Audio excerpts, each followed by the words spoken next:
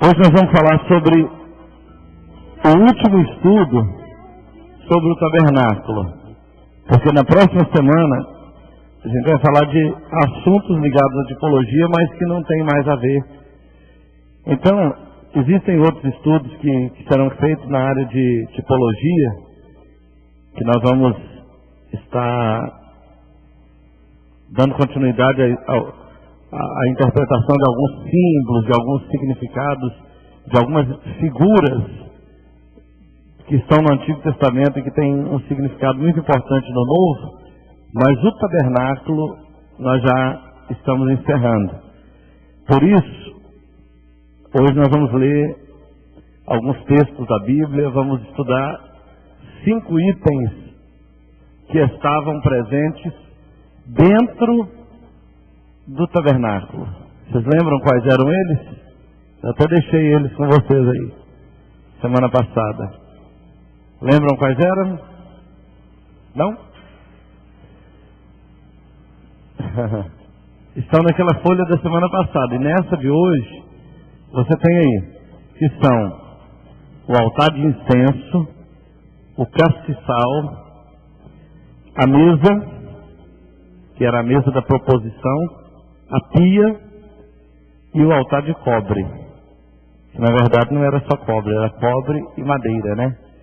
Mas aí, gente, existem alguns textos aí que você vai poder acompanhar na sua Bíblia, que é Êxodo 30, de 1 a 9, depois o versículo 34 ao 38, e todos os itens que a gente vai estudar têm uma referência bíblica bem grande, que eu acho que fica complicado a gente gastar esse tempo aqui lendo o texto, uma vez que ele está só relatando como era para ser feito, né? Nós vamos trabalhar no significado.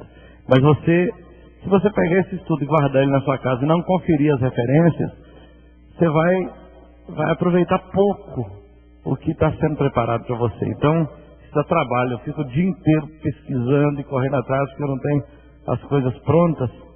Eu tenho que ir preparando para cada dia. Então, dá trabalho e você pode aproveitar bem. Mas nós vamos trabalhar os utensílios do tabernáculo. E vamos começar com o altar de incenso. Você lembra onde ficava o altar de incenso? Na verdade, a gente podia começar de trás para frente, igual eu fiz aquela vez. Quando você entra no tabernáculo, qual é a primeira coisa que você vê? Depois que você passa a porta. O altar de cobre. Esse é o primeiro. Então vamos começar de trás para frente. Que aí fica melhor para a gente entender que a gente está entrando no tabernáculo agora, e a primeira coisa que a gente vê é o altar de cobre. Em Êxodo capítulo 27, versículos de 1 a 8, e o capítulo 38, versículos de 1 a 7, você vai ver a ordenança a respeito de como deveria ser feito o altar, qual a finalidade dele, como Deus queria que ele fosse feito, porque Deus deu até o projeto, né? Lembra disso? Até o projeto. Deus deu o projeto detalhado da medida, de como ele deveria ser feito, do acabamento e tudo. Então aqui nós temos algumas coisas que apontam para o Novo Testamento, que representa Cristo, ou que representa alguma coisa ligada ao Evangelho. O altar é símbolo da remissão que o Filho de Deus realizou em favor do homem perdido. O altar sempre aponta para esse símbolo da remissão, porque lá o cordeiro era sacrificado. Então, sempre ele vai apontar para isso. Ele estava colocado à entrada do átrio do tabernáculo, aquela parte aberta, externa do tabernáculo. Era o primeiro objeto encontrado por todo aquele que fosse ao tabernáculo. Quando você entra no tabernáculo, inevitavelmente você vai ter que passar pelo altar. Então, uma vez que o tabernáculo é o local onde a presença de Deus está, você nunca vai chegar onde Deus está sem passar pelo altar do sacrifício. Entende?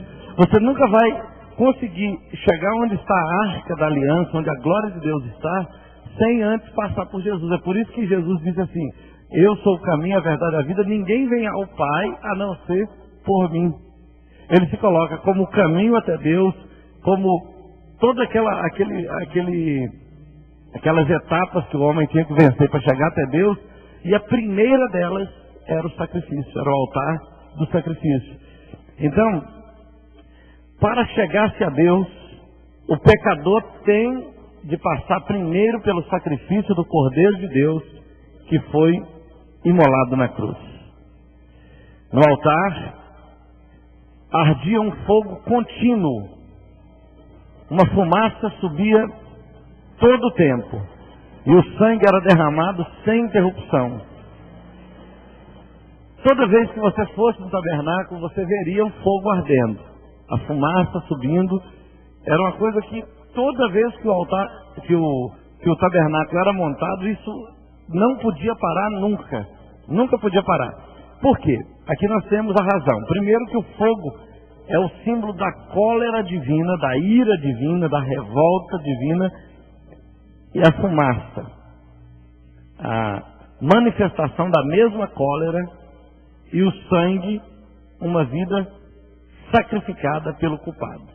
Então aqui você vai ver o seguinte: quando você via fumaça, você estava vendo a manifestação da cólera divina, que era expressa pelo fogo, e aquilo ali, contra quem Deus estava irado? Contra quem Deus estava tão revoltado? Contra o pecado, contra a humanidade. Aquele sacrifício ali, que era feito pelo Cordeiro, na verdade, apontava para Cristo, que seria, que sofreria a ira de Deus na cruz. Mas aquela ira de Deus era para ser minha, era para ser sua.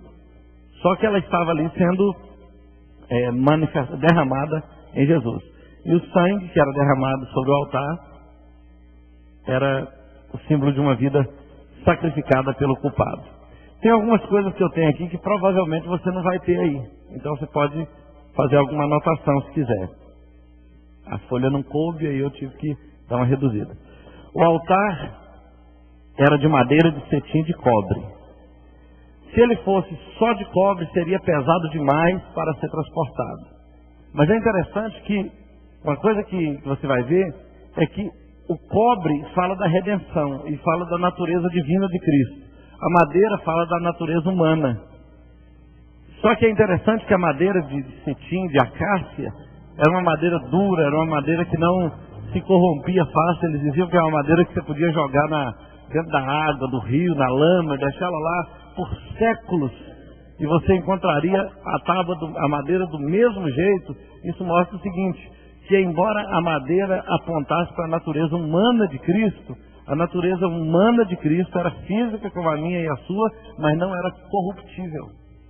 Entende? Ele não era passível de se corromper, ele não era uma pessoa que se corromperia facilmente como a gente se corrompe. Ele, na verdade, era humano, mas era sem defeito, era perfeito.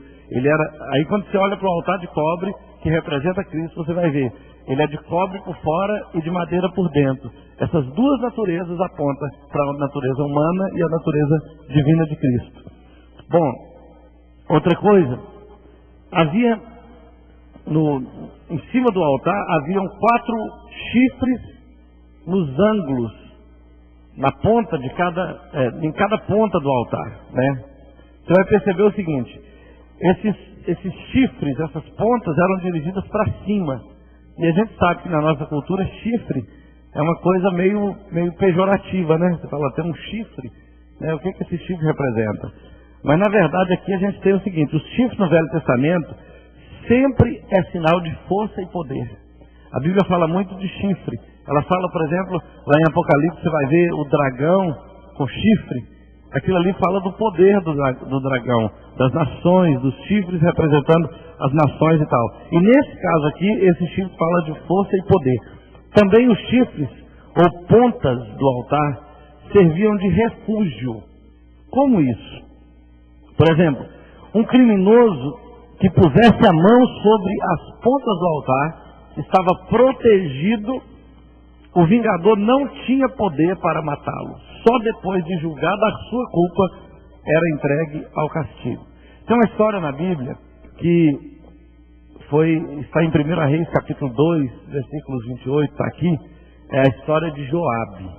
Joabe foi um dos valentes de Davi.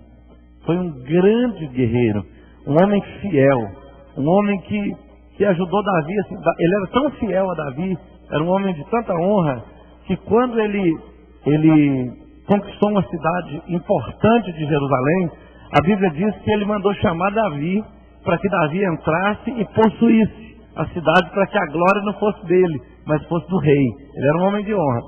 Só que o que acontece? Teve um momento da vida de Davi, que Davi estava em paz com todo mundo, e um rei amigo, um rei que antes tinha sido inimigo, mas agora que estava se tornando amigo, ele mandou Joabe vir, ele mandou os seus servos virem para cumprimentarem Davi, para honrarem Davi, e Joabe era um pouco revoltado contra esse rei, porque o irmão dele havia sido morto pelo exército desse rei.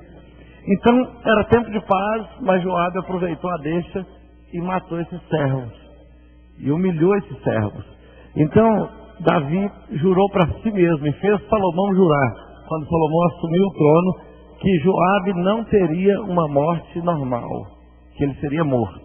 Quando Salomão assumiu o trono, Joabe correu para o templo e se pendurou nas pontas do altar, porque todo criminoso, ou toda pessoa culpada, que tivesse que ser vingada por alguém, se ela fosse para as pontas do altar, ela deveria ser poupada, até que o julgamento fosse impetrado, e aí essa pessoa seria morta ou não, de acordo com a decisão que foi tomada.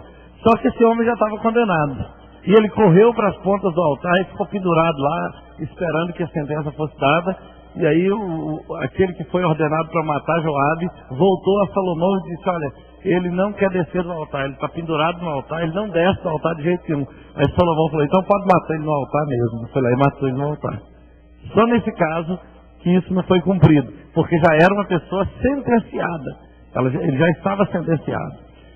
Depois que Salomão deu ordem, foi que ele executou. Então o principal uso do altar era receber os holocaustos e todas as outras ofertas que estão no capítulo 1 até o 7 de Levítico, que nós vamos estudar na semana que vem, começar a estudar a respeito do processo da oferta que era trazida no altar. Agora, quando você estuda essas ofertas, você vai entender o seguinte, que a oferta não tem a ver só com o dinheiro ou com a comida que você levava na presença de Deus. Tinha a ver com toda a preparação da pessoa que vai ofertar e da oferta que será levada, porque na verdade aquelas ofertas, elas apontavam para para a maneira como a pessoa ia se achegar diante de Deus. Ela não podia só falar: vou lá levar uma oferta e sair de qualquer jeito. Tinha uma maneira de se apresentar diante de Deus, e isso facilitava o acesso a Deus. Então a gente vai estudar algumas coisas sobre isso, mas o altar era visto nesses aspectos. O altar de cobre é o tipo de Cristo que na consumação dos séculos uma vez se manifestou para aniquilar o pecado pelo sacrifício de si mesmo. E você pode, não sei se você tem isso aí na sua apostila, tem isso aí? Tem, né?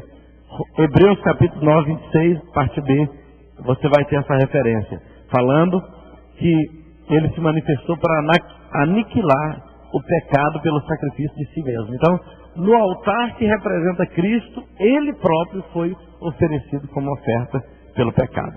Então você entra no tabernáculo, a primeira coisa que você vê é o altar que representa Cristo. Prosseguindo, você vai encontrar agora o próximo utensílio após o altar, que é a pia. E essa pia de bronze, ou essa pia, porque aqui eu coloquei só pia, mas a pia de bronze era também algumas vezes chamada de bacia. E era nessa bacia que os sacerdotes se lavavam antes do sacrifício. Ela servia de lavatório. Aparentemente, você entra no altar e vê uma bacia onde as pessoas se purificam, você só vê aquilo como uma bacia, como um lugar onde as pessoas se lavam. E você percebe que cada utensílio desse foi colocado de maneira muito bem ordenada para significar alguma coisa no reino de Deus. Então ela servia de lavatório. Os sacerdotes tinham de lavar ali as mãos e os pés. Está lá em Êxodo capítulo 30, versículo 20 e 21. Antes de fazer qualquer sacrifício, antes de oferecer qualquer oferta a Deus, antes de se apresentar diante de Deus, a primeira coisa que o sacerdote tinha que fazer era se lavar. Porque se ele não se lavasse, ele não podia fazer isso. Então veja bem, o seu significado é a santificação. Começa por aí. Lavar na Bíblia sempre tem a ver com santificação.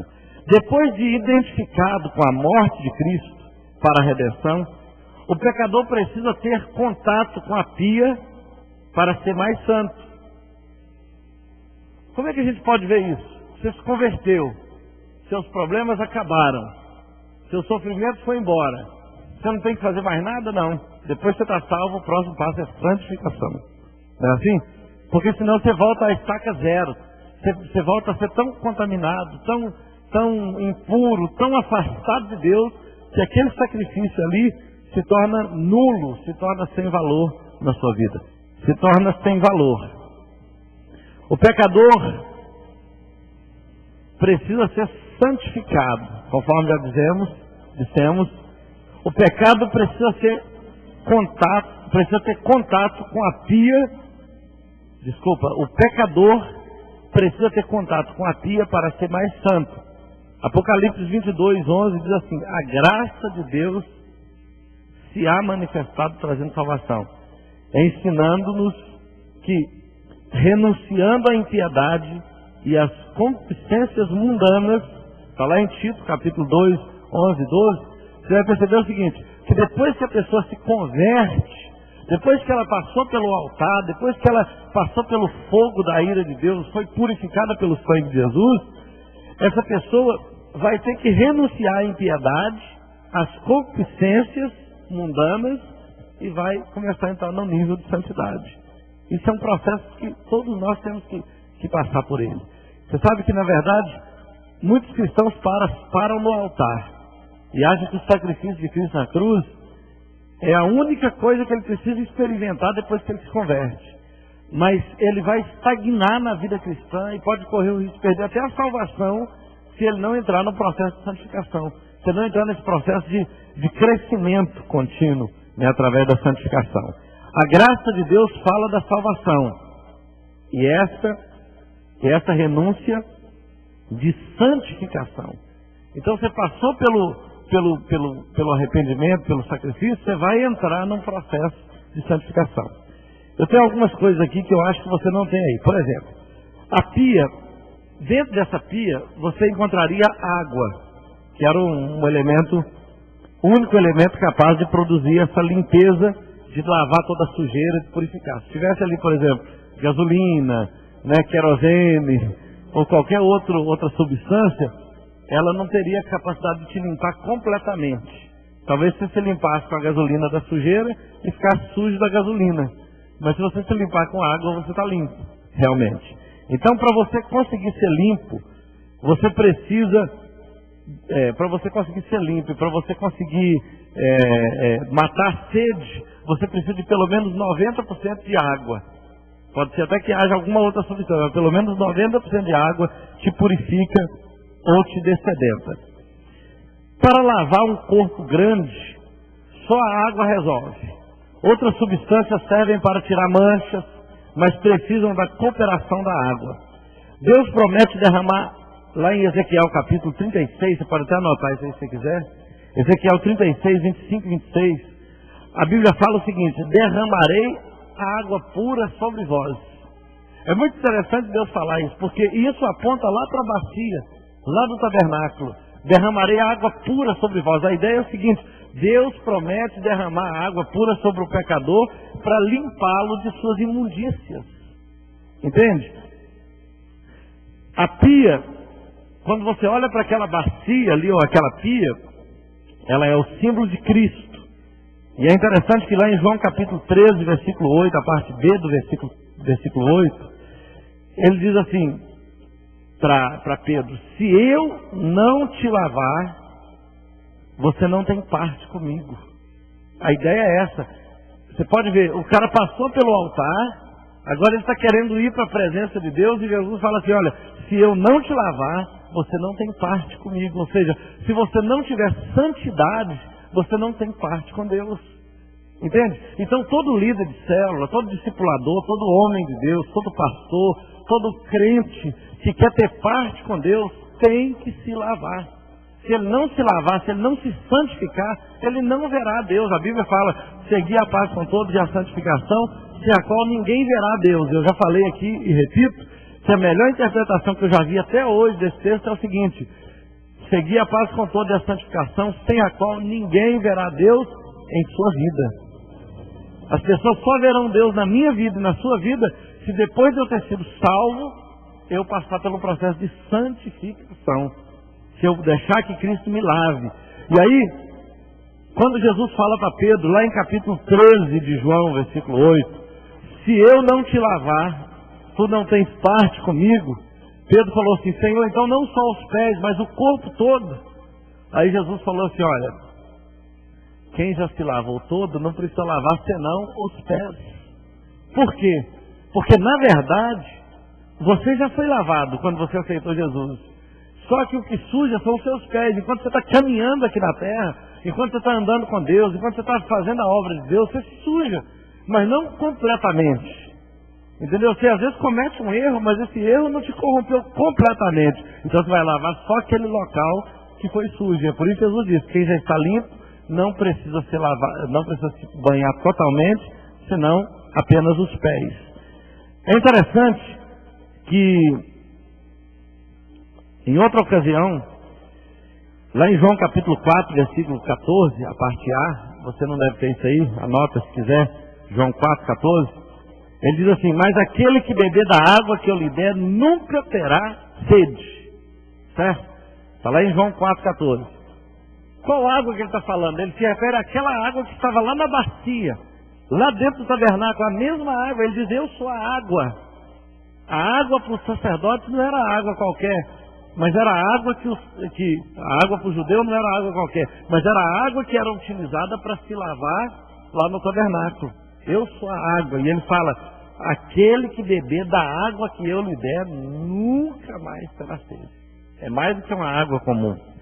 Depois, beber dessa água é aceitar a salvação.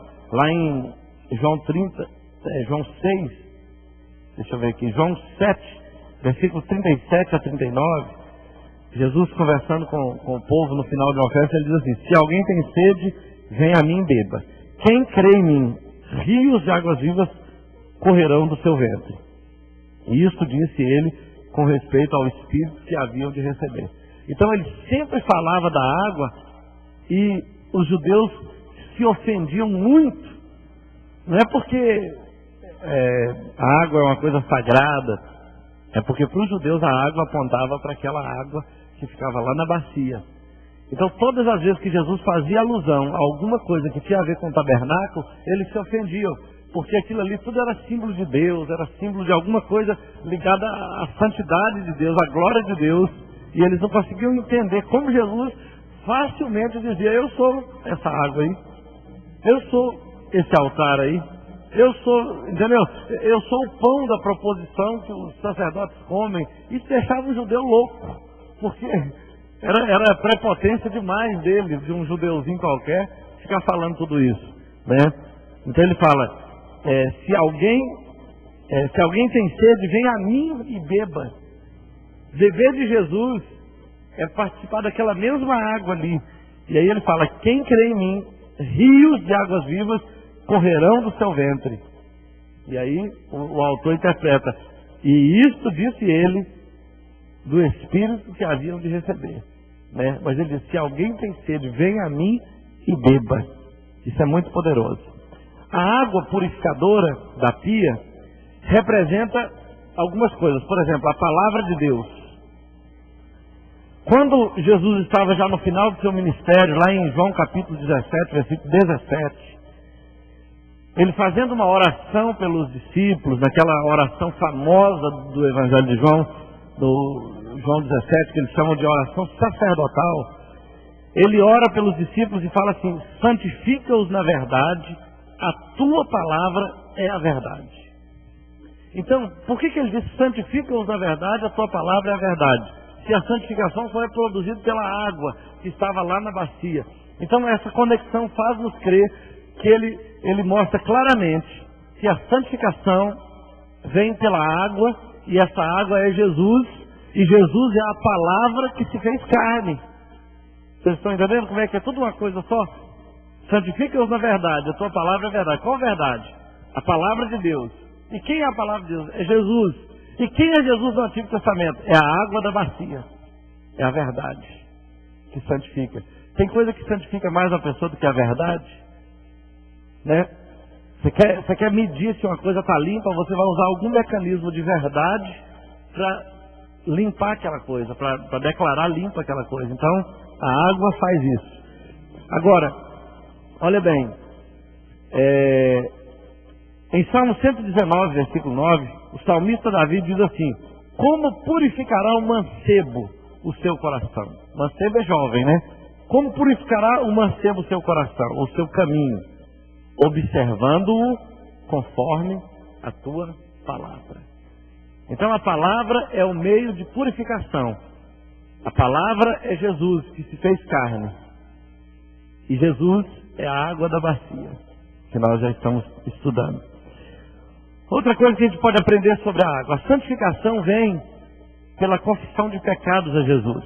Lá em João 1,9 a Bíblia diz assim: se confessarmos os nossos pecados, Ele é fiel e justo para nos perdoar. Ele quem? Jesus, a palavra, a água da bacia.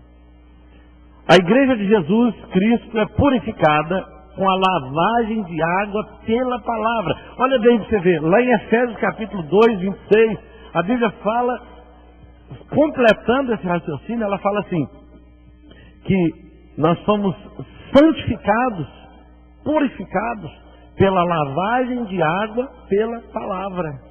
Está vendo? Então, ele diz que você é lavado com água pela palavra. Qual água? Jesus. Qual palavra? Jesus. Então, a água, a palavra e a água que estava lá na bacia é a mesma pessoa, é Jesus. É um símbolo. E eu estou tentando enfatizar muito essa combinação. Você entendeu o seguinte: quando você está lendo água em Efésios, você está lembrando da água da bacia. Quando você está vendo palavra que santifica, você está lembrando da água da bacia. Mas quando você está lendo a água da bacia, você está lembrando de Jesus, que é a palavra que fez carne, que é a água que purifica, que te santifica lá no tabernáculo. Você entende? É uma coisa só. Alguém fala assim: vamos tirar essa água do tabernáculo, porque essa água aqui é só água mesmo. Você apresenta só água, mas não. Quando Jesus falava, eu sou a água viva, ele está falando de algo muito forte para os judeus. Então, não dá resultado pedir santificação ou planejar santidade sem confessar os pecados, sem aplicar a palavra de Deus ao coração e à vida prática. Então, se você quer purificação, você precisa, ou qualquer pessoa que quer santificação, ela precisa ser purificada pela palavra. Isso é interessante pelo seguinte: às vezes você está com a dúvida, está fazendo uma coisa errada e não sabe se aquele trem pode ter uma opinião particular a respeito dela. Eu estou querendo fazer uma coisa errada, então vamos ver o que Deus fala sobre isso, né? Aí quando você começa a ler a Bíblia, vai lendo, você vai largando aquela coisa errada. E o que foi isso? Você foi santificado pela palavra. Entende? Você não consegue, só se você for louco. Você está lendo a Bíblia, está vendo que Deus está dizendo que é pecado e continua fazendo o que é pecado, né? A palavra vai te santificando, ela vai te limpando. Você não consegue fazer uma coisa errada lendo a Bíblia. Você pode parar de ler a Bíblia e continuar fazendo a coisa errada. Mas se você continuar lendo a Bíblia, você vai inevitavelmente parar de fazer aquela coisa. Eu lembro quando eu estava desviado lá em Vitória, tem uma coisa que eu tinha medo, era de um culto na rua. Eu morria de medo de culto na rua. Eu estava andando na rua assim, com aquele bermudão meu, todo doidão, cabelinho grande. Aí eu vi um culto lá longe, assim, eu mudava de direção. Eu não queria nem escutar o que ele estava falando, porque eu sabia que se eu escutasse, eu estava encrencado. Ou eu ia ter que voltar para Jesus, eu não sabia, eu não tinha coragem de voltar, tinha muitos problemas com voltar para Jesus, ou eu teria mais culpa ao continuar fazendo uma coisa, estando consciente do que Deus pensava a respeito dela. Então, assim, a santificação é assim. A santificação vem pelo reconhecimento e confissão de pecados, nós já sabemos disso. A aplicação do sangue de Jesus é importante. E, por fim, a lavagem de água pela palavra. Então a bacia tem essa abordagem. Quando você olha para aquela baciazinha entre o altar e o lugar santo, porque você entrou no tabernáculo, no átrio, tudo aberto, aí você vê o altar. Você passou o altar, você vê a bacia. O próximo passo vai ser, depois da bacia, o lugar santo. Você olha aquela bacia no meio, parece que ela não significa nada, mas ela significa Jesus, a água que te purifica, que te santifica, que jorra do seu interior, saltando para a vida eterna e tal, é tudo isso. Aí agora você pode entrar no lugar santo, tá vendo? Passou pela bacia, você entra no lugar santo. Bom, prosseguindo, de trás para frente, como nós estamos, aí nós vamos encontrar agora a mesa da proposição. Só que eu acho que agora a gente pode começar de cima para baixo e parar na mesa. Eu quis entrar, porque depois de estar lá dentro você pode começar de qualquer ponto. E normalmente quando você entra no altar, você vai ver o seguinte: você vai ver do lado de cá, à sua esquerda, você vai ver o castiçal, na frente o altar de incenso e do lado direito a mesa da proposição. Não é isso? Lembra daquele desenho que eu dei para vocês? São essas três coisas. Então o que significa o altar de incenso? Qual é o símbolo? Deus quer que a gente continue queimando incenso aqui na igreja? Com aquele negocinho, né?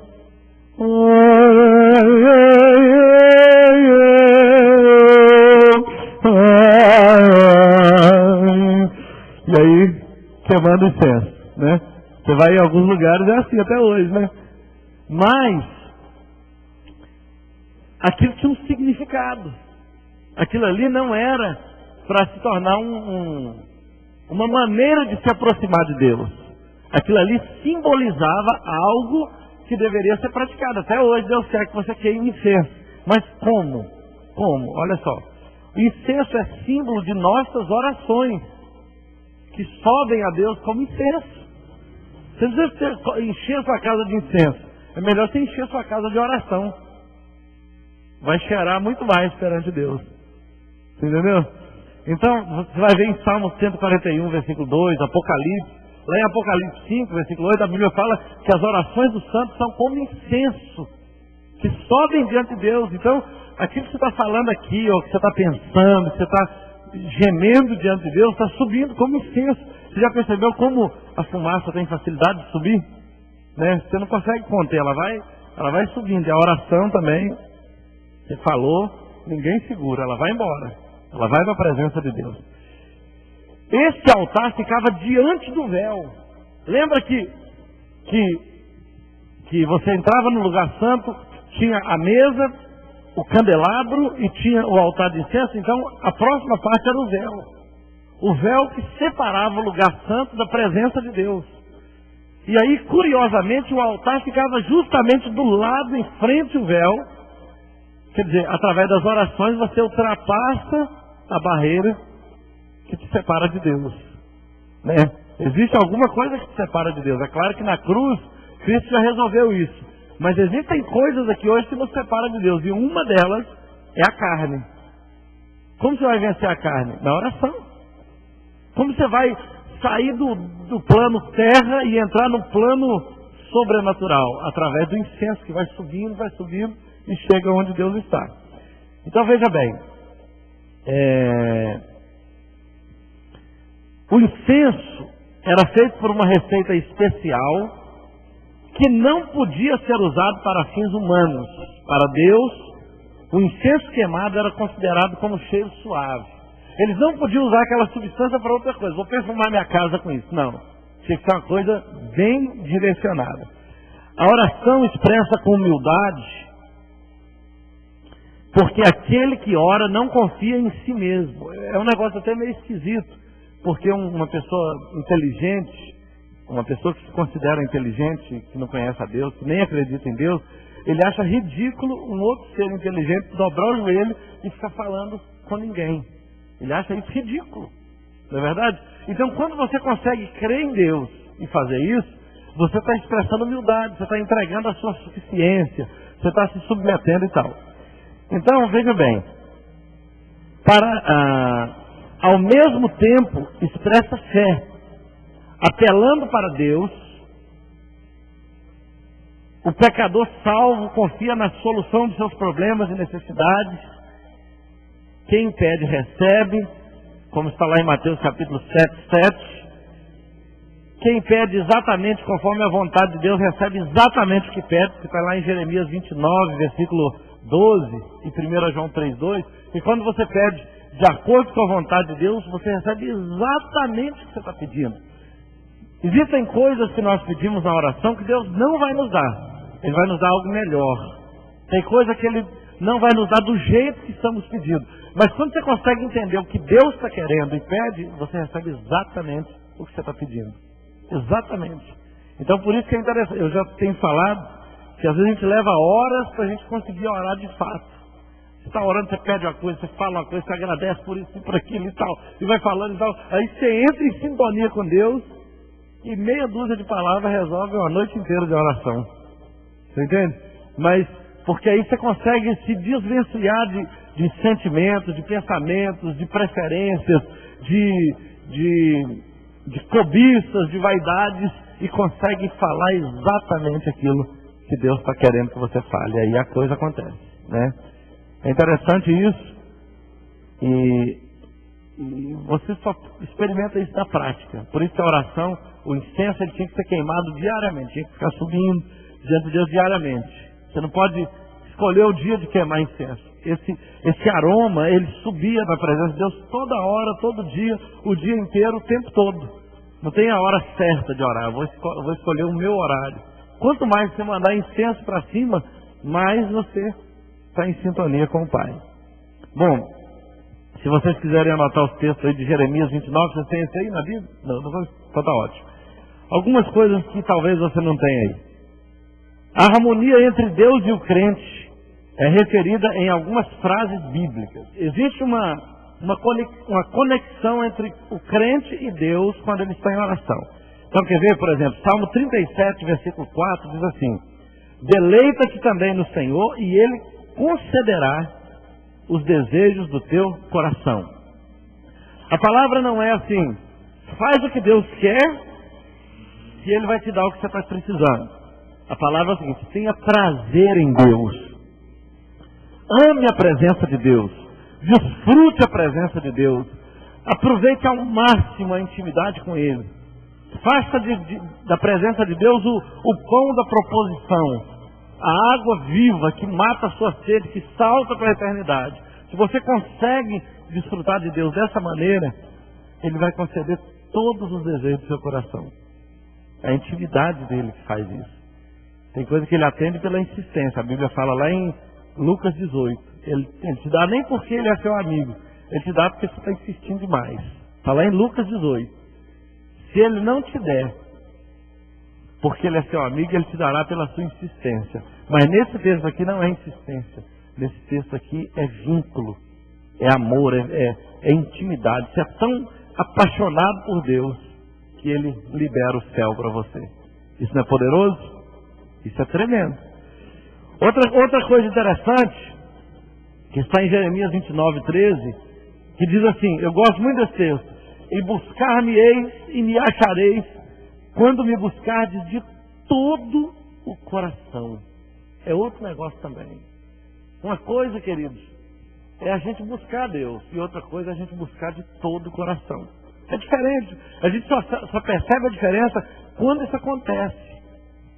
Eu diria para você que a maioria das orações que eu faço não é de todo o coração. Mas eu faço muitas orações para conseguir orar de todo o coração. Porque a carne não quer, a preocupação, os problemas para resolver, os compromissos, tudo isso impede a gente de orar de todo o coração. Às vezes eu levanto de madrugada para orar, para ver se eu consigo não ter um telefone tocando, não ter que abrir uma caixa de e-mail, não ter que cumprir uma obrigação, atender alguém, levar não sei o que, fazer não sei o que, para ficar ali e conseguir me derramar. Às vezes eu gosto de orar sozinho para eu orar de todo o coração, para eu não ter preocupação com ninguém perto de mim. Tudo isso é interessante. É claro que cada um vai ter a sua intimidade com Deus. Tem gente que dobra o joelho aqui no meio de todo mundo e ora de todo o coração. Está nem aí para ninguém. Eu não consigo fazer isso. Sabia? Não consigo. Eu consigo fazer isso em algum momento. Quando a coisa flui, aí não estou nem aí onde eu estou. Mas até que isso acontece, leva um tempinho, dá um trabalhozinho. É interessante, lá em Tessalonicenses, capítulo 5, 18 e Efésios 5, 20, a Bíblia mostra que o incenso, ele também é comparado à adoração, ou é chamado de adoração. Então quando você está, Senhor, eu te louvo, obrigado, Jesus, eu te amo, Tu és lindo, Senhor, Tu és maravilhoso, glória ao Teu nome. Você está ali adorando, Senhor, muito obrigado pela minha família, obrigado, Senhor, pelo Teu sustento, pela saúde, pelas portas abertas e tal. Você está adorando a Deus, aquilo vai subindo como incenso também. Aquilo é poderoso, a adoração assim é poderosa. Então a nossa oração tem que apresentar a Deus não somente súplicas, mas adoração e louvor, que lembra agradecimento. E isso abre os céus. Isso é poderoso para abrir os céus.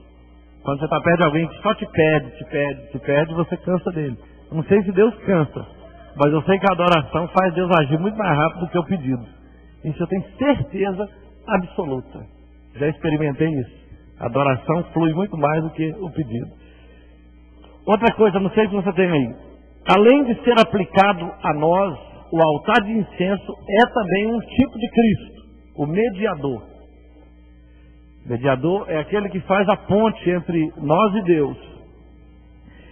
Ele roga ao Pai pelos que são dele. Lá em João 17, versículo 9 a 20, ele faz uma oração e ele ora pelos seus filhos mesmo, pelos seus discípulos.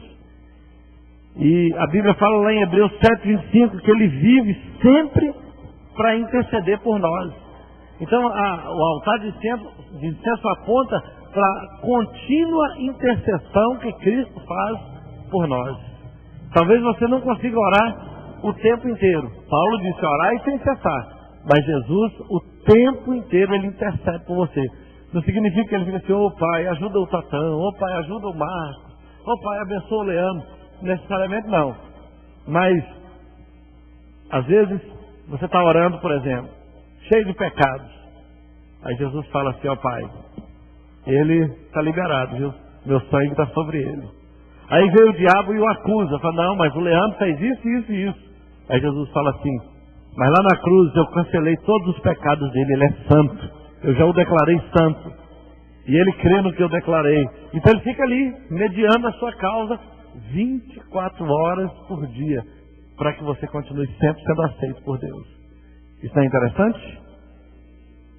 Ai de você, se não fosse assim. Ai de nós, né?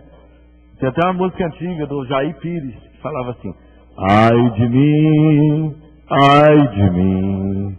se não fosse o amor de Deus, certamente a minha alma morreria. Você viu essa música? Antiga. Antiga. Quem lembra dessa música? Você tem ela? Você é antigo, hein, rapazinho? Você é dinossauro. Outra coisa. Romanos 8,34 fala assim, o qual está à direita de Deus e também intercede por nós. Está vendo? Esse intercede por nós é que fica lá de joelho dobrado, orando todo dia. Ele está lá defendendo a sua causa o tempo todo. Jesus, certa vez, disse a Pedro, lá em, deixa eu achar o texto aqui, Lucas 22, 31. Você tem esse texto aí? Lucas 22, 31. Jesus chama Pedro nas vésperas da sua crucificação. Ele chama Pedro e fala assim, Pedro, esta noite Satanás me pediu para cirandar com a tua vida. Olha que coisa. Não é interessante isso? Esta noite Satanás me pediu para cirandar com a tua vida. Me pediu para acabar com você. Aí ele falou assim, mas eu roguei por ti para que a tua fé não desfaleça. Jesus orou por Pedro para que ele não desanimasse na fé. Não é interessante isso? Eu acho isso maravilhoso. Eu acho que se aplica a todos nós. Jesus fica cuidando para que a gente não desfaleça. Tem tanta coisa acontecendo aí para desfalecer a gente, né? E Jesus está cuidando para que a gente não se desfaleça. Isso é poderoso. Agora, partindo para os outros dois últimos, para a gente encerrar, você vai, depois que você entrou e viu lá no fundo o altar de incenso, que representa as orações dos santos e que representa a mediação de Jesus em seu favor, você vai ver a sua esquerda, você quer a esquerda, né? A sua esquerda, o castiçal, e a sua direita, a mesa da proposição. O castiçal era uma peça de ouro puro, com 7 pontas ou extremidades que serviam de lâmpadas. Era feito para alumiar, sua santificação era testemunho e luz. A ideia é o seguinte: lembra que você passou pela santificação lá atrás, na bacia, na pia de bronze? Então agora a sua santificação se transforma em testemunho, em luz. Quando é que uma pessoa brilha na sociedade? Quando é que uma pessoa brilha diante dos olhos de Deus? Quando ela é santificada. E aquele castiçal ali representa o brilho que uma pessoa começa a ter depois que ela passa por esse processo. É o testemunho dela. É o que se vê dela, é o testemunho dela. Na vida pública do crente, essas palavras são sinônimas. Sereis minhas testemunhas. Está lá em Atos 1:8. É claro que a palavra testemunho não significa brilho. A palavra testemunho significa mártir. Ou seja, aquele que morre por uma convicção. Só que, por outro lado, isso é o que destaca, é o que brilha numa pessoa. A convicção dela, a paixão dela, a disposição dela de morrer por alguma coisa. Isso é o testemunho. Isso é o brilho que ela exala. Então veja bem, a Bíblia fala lá em Mateus 5, versículo 14 a 16, vós sois a luz do mundo. E depois ele fala, assim brilhe a vossa luz diante dos homens. O que ele está falando? Ele está fazendo você entender o seguinte, que assim como o sacerdote, quando ele entrava no tabernáculo, ele via uma luz que brilhava, que enchia de luz aquele lugar santo, ele fala, assim também brilhe a vossa luz. Você tem que brilhar tanto quanto uma lâmpada dessa aqui, ou até mais do que isso, para que as pessoas vejam as suas boas obras e glorifiquem o Pai que está no céu. E isso só é possível através da santificação, que nós estudamos agora há pouco. A responsabilidade do crente aqui no mundo é viver de tal modo que os descrentes conheçam o poder de Deus por meio de sua vida. O testemunho é importante por isso. Alguém vai falar assim, você foi para a igreja e está pior do que estava antes? Que Deus é esse que você está servindo que não muda nem você? Não é assim? Então alguém fala assim, rapaz, mas Deus é poderoso mesmo, se Ele mudou você, Ele muda o mundo inteiro. Isso é um testemunho poderoso, não é verdade? Isso é poderosíssimo. O testemunho de uma pessoa é muito mais poderoso que uma pregação de um pastor aqui no domingo à noite. Não importa o pastor. Testemunho é o depoimento de quem presenciou algum fato. Só tem autoridade para dar testemunho de Jesus quem experimentou contato com Ele. Quem foi tocado por Ele, quem foi transformado por Ele.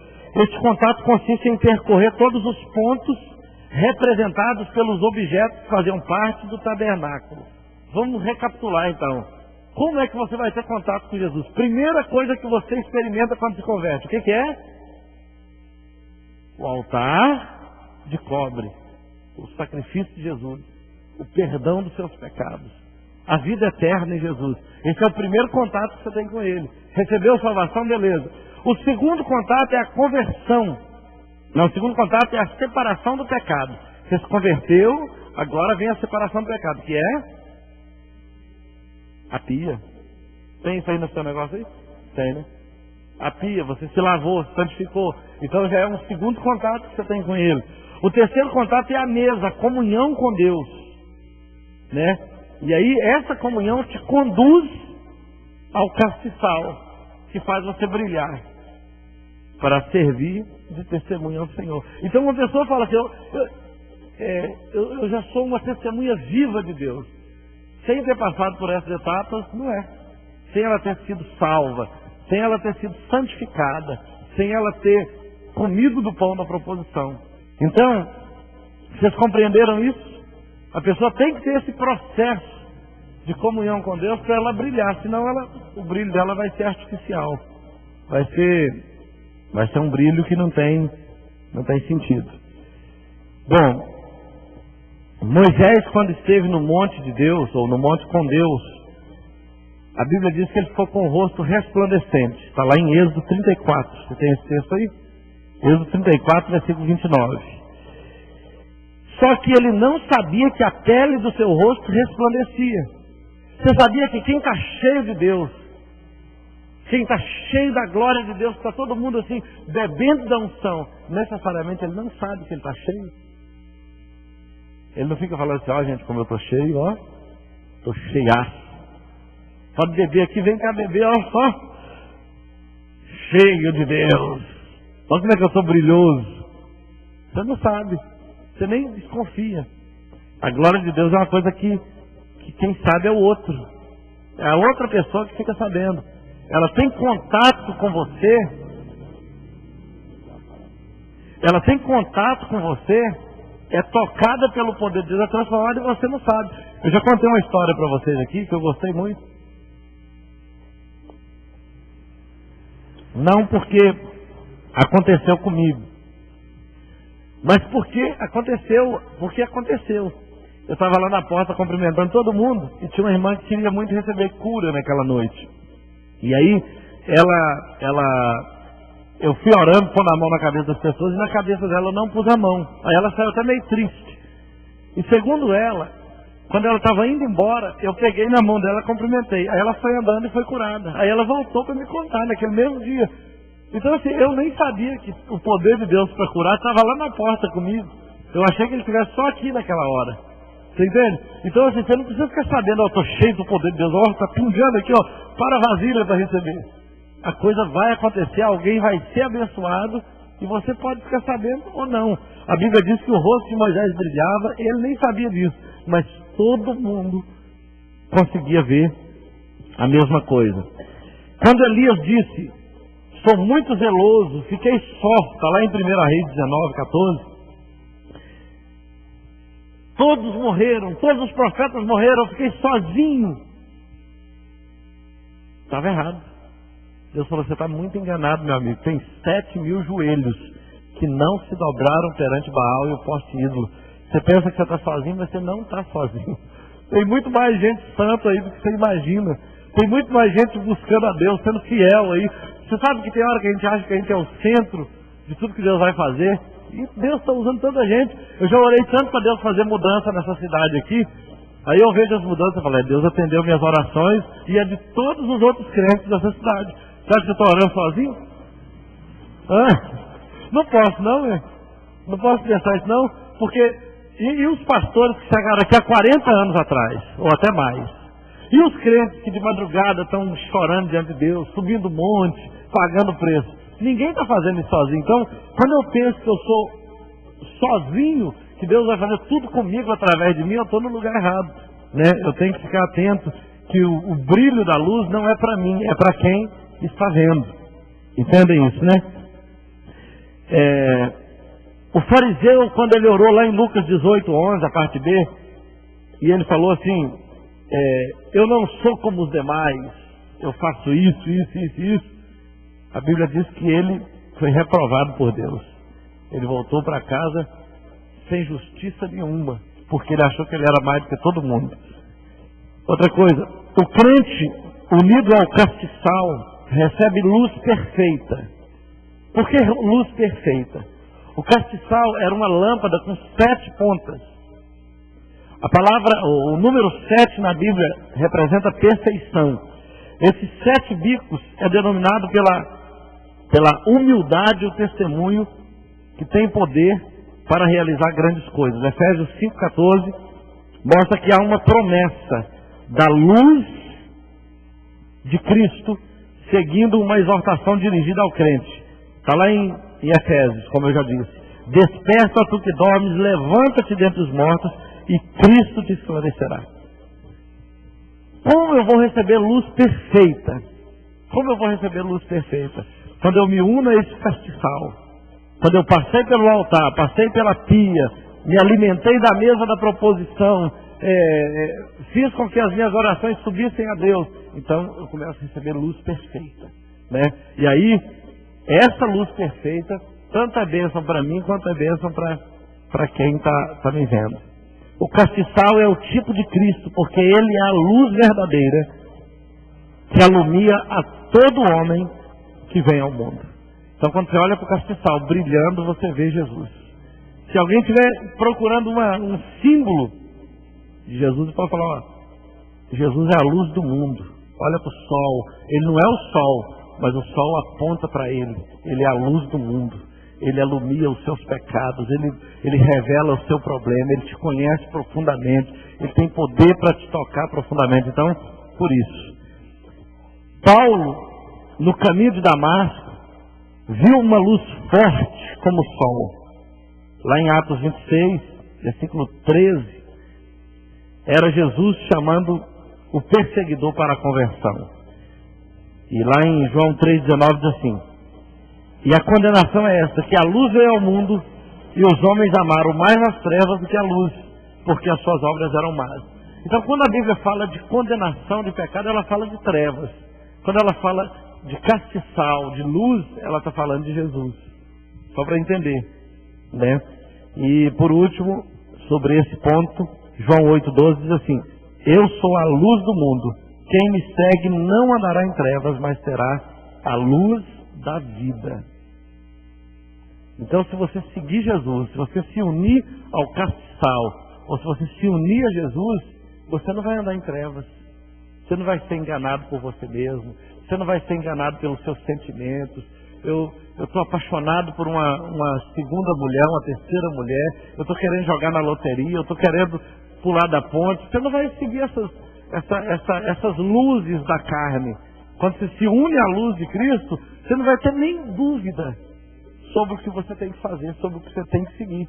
Você entende? Porque a luz verdadeira, ela te conduz à luz da vida. A Bíblia diz que você terá a luz da vida, né? Isso aí vai te conduzir ao testemunho. A última coisa que está dentro do lugar santo é a mesa da proposição, que está do lado direito, que, se eu não me engano, está ao norte do tabernáculo. Não é isso? O crente, estando no santuário, ou entrando no santuário pelo sangue de Jesus, é sacerdote de Deus e está no meio do ambiente celestial. Seu lugar é na mesa, para comer o pão sacerdotal. É um privilégio concedido aos filhos de Deus. Sejamos vigilantes para que nada nos prive de participar com alegria dessa bênção. Então, quando você entra no tabernáculo, no santuário de Deus, quando você entra na presença de Deus, você entra para se alimentar. Só que esse alimento era só do sacerdote. E aí você descobre que em Cristo você foi tornado sacerdote. Você se tornou sacerdote. Você tem livre acesso a Deus. Você pode sentar à mesa com Jesus. Você pode comer do pão com Jesus. Você não é nem um pouco menos privilegiado do que os 12 que se assentaram com ele, e nem menos privilegiado do que Moisés, que se assentava à mesa com o Senhor e participava daquele banquete da presença de Deus, porque agora você também tem o mesmo acesso à presença de Deus. Algumas coisas que a gente pode entender. A mesa tinha as mesmas dimensões da arca, que é muito interessante. Ou seja, quando você senta na mesa para comer o pão de Deus, você senta à mesa para comer o pão de Deus no lugar que tem as mesmas dimensões da arca. Significa, você está num ambiente que representa o lugar da presença de Deus. Porque a comunhão com Deus é o lugar da presença dele. Aquilo que te alimenta espiritualmente é onde Deus está. É por isso que Jesus disse: aquele que de mim se alimenta, por mim viverá. Você entende? Você está se alimentando de Deus, você está comendo o pão de Deus, você está você está vivendo por ele, você está exalando a vida dele. E aí, nela estavam sempre os pães da proposição, registrados em Êxodo 25:30, que eram 12. 12 pães. Não é por acaso que eram 12, porque esse 12 aponta para o número das 12 tribos de Israel, que culminam em Cristo. E aí, o significado da mesa é a comunhão com Deus. Quando você senta à mesa, você senta para ter comunhão com Deus, né? Jesus é o pão da vida, João 6:35, versículo até o 48. A palavra proposição aqui tem o sentido da presença. Os pães estavam sempre diante do Senhor. Então, aquele pão que estava sempre diante do Senhor, representa a presença do Senhor. Outro simbolismo da mesa, para a gente ir encerrando, com os pães, é a consagração. O dever do crente é viver continuamente na presença de Deus, para consagrar tudo de sua pessoa e de sua vida ao serviço do Senhor. Essa consagração resulta de um melhor entendimento do que Jesus Cristo fez pelos pecadores e uma compreensão melhor da grandeza do amor de Deus. Então, quando você senta à mesa, quando você está ali, você está diante de Deus, comendo com Deus o pão de Deus, e você está se alimentando daquilo que Ele fez pelos pecadores e da grandeza do amor de Deus que está expresso ali naquele ambiente de comunhão. Quem se alimenta de Cristo e de sua palavra, melhora a sua comunhão com Deus e progride na consagração. Então, se você está ali diariamente se alimentando de Deus, não tem como você não crescer, não tem como você não ter experiências diferentes, não tem como você não receber dons espirituais, você se tornar indiferente a alguma coisa ligada a Deus. Deus vai te usar para curar pessoas, Deus vai te usar para discipular alguém, para treinar alguém, Deus vai te usar para influenciar pessoas, até sem você estar querendo fazer aquilo naquele momento, porque você está comendo o pão de Deus, você está robustecido pela presença de Deus. Isso vai acontecer de um jeito ou de outro. Entende? Naturalmente vai acontecer. Você está ali na mesa todo dia. Aqueles pães eram destinados aos sacerdotes. E a Bíblia fala lá em 1 Pedro 2:9 e Apocalipse 5:10, 1 Pedro 2:9 e Apocalipse 5:10, que todos nós agora somos sacerdotes. Porque o véu do templo se rasgou com a morte de Cristo na cruz. Aquele véu que estava perto do altar de incenso foi rasgado, e aí a comunhão com Cristo foi aberta a todos. Por isso, todos nós somos sacerdotes. Por isso, queridos, para a gente finalizar, de verdade mesmo, a mesa com os pães também representa Jesus Cristo. Ele é o pão que desceu do céu, para que todo o que dele comer não morra. João 6:50. 6, versículo 50. Quando você se alimenta de Cristo, você não morre. Sua vida cristã não morre. As pessoas que ficam frias espiritualmente, isso é uma ferramenta para você usar no dia a dia com a sua célula. As pessoas que ficam frias, estou desanimado, estou vazio, não estou sentindo graça nenhuma nessa igreja, nessa célula, ou estou achando que eu vou voltar para o mundo, sabe por quê? Essa pessoa está raquítica, está fraca, está sem comida, está sem Deus. Porque quem está se alimentando de Cristo, ele está fortão. Tá ou não está? Não é verdade? Não tem como você se alimentar de Cristo e falar, estou fraco. Então, não tem como. O pão de Jesus é bom mesmo, né? Não é qualquer pão, não. Entende? Então, ele fala assim, olha, para que todo o que dele comer não morra. Se você se alimentar de Cristo, você vai ficar mais crente do que você é.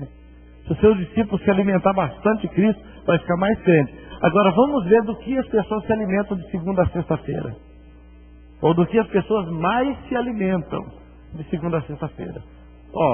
Se alimentam de notícias ruins, se alimentam de problemas pessoais, problemas familiares, problemas no trabalho, se alimentam de conversinhas que surgem aqui. Ou não é? Surgem muitas, né? Cada uma com um foco diferente, mas tudo é para sugar a sua força, a sua energia.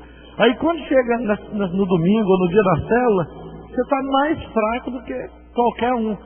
Agora, se você começa, segunda-feira se alimenta de Cristo, na terça de novo de Cristo, na quarta de Cristo outra vez, na quinta de novo, aqui não tem nada que te abate, não tem gripe do inferno que te abata, porque você está ali, ó, você está no lugar santo, com a luz de Cristo diante de você, testemunho ali forte, firme, o incenso subindo continuamente na presença de Deus. Você está sentado à mesa comendo o pão da proposição, já passou pelo altar, pela pia. Tem alguma coisa que te abata? Não existe. Não existe possibilidade de uma pessoa se abater se ela está nesse ciclo contínuo, né, de comunhão, de intimidade com Deus. Então, purificados pelo sangue de Jesus, temos comunhão uns com os outros e com o Pai. 1 João 1,3.